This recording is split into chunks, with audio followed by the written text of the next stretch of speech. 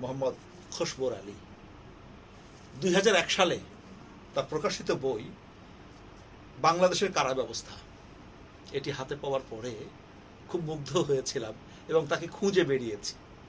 এরপরে যখন তার নওগাঁ জেলার ভাষা আন্দোলন, নওগাঁ জেলার ইতিহাস প্রথম খণ্ড দ্বিতীয় খণ্ড পেলাম, আমি বিভিন্নভাবে মুগ্ধ হয়েছি যে একজন মানুষ নিরিবিলিভাবে নিরবিচ্ছিন্নভাবে এত চমৎকার গবেষণা করেন কি করে।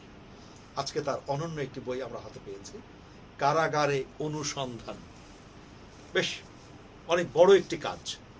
আসলে যে মানুষগুলো একেবারে নীরবে নিভৃতে বসে ইতিহাসের কাজ করেন, বাংলাদেশকে উপস্থাপনের জন্য নিরিবিলিভাবে কাজ করে যান, তাদের অন্যতম মানুষ খসবর আলী ভাই। এই বইটি 600 পৃষ্ঠার একটি বই এবং তিনি যেহেতু কারা ব্যবস্থাপনার সাথে সম্পৃক্ত থেকে জীবন কাটিয়েছেন, পরবর্তীতে এখন ব্যবসায়, আমরা এখন যেখানে দাঁড়িয়ে আছি বসে আছি তার ডানা, যে তার ব্যবসায়ী প্রতিষ্ঠান, সেই ডানায় বসে আছি। খসবর ভাই, এই যে আপনি কাজ করেন এই ব্যবসা প্রতিষ্ঠানে এত ব্যস্ততার মধ্যে, সময়টা আসলে কখন পান? আসলে ব্যবসা থেকে লেখাপড়া করা হয় না, কিন্তু আমার নেশা হয়ে গেছে এটা গবেষণা করা। কারাগারকে আমি অন্তরে ধারণ করি।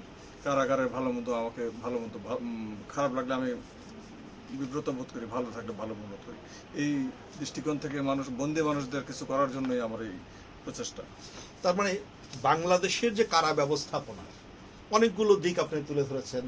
আগের বইটা তো এটা বাংলাদেশ না, এটা দক্ষিণ এশিয়া, দক্ষিণ এশিয়া, ভারত উপমহাদেশ। আচ্ছা, কারাগারে অনুসন্ধানের টোটাল ভারতীয় উপমহাদেশ, পাকিস্তান, ভারত, বাংলাদেশ, পাক ভারত উপমহাদেশের পুরো কারা ব্যবস্থাপনার সমস্যা, সম্ভাবনা, কি কি বিষয়গুলো, অনেক সুপারিশ তিনি এখানে করেছেন।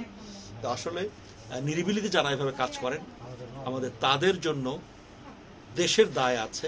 তারা যেমন দেশের দায় লিখছেন, আমাদেরও তাদের প্রতি দায় আছে।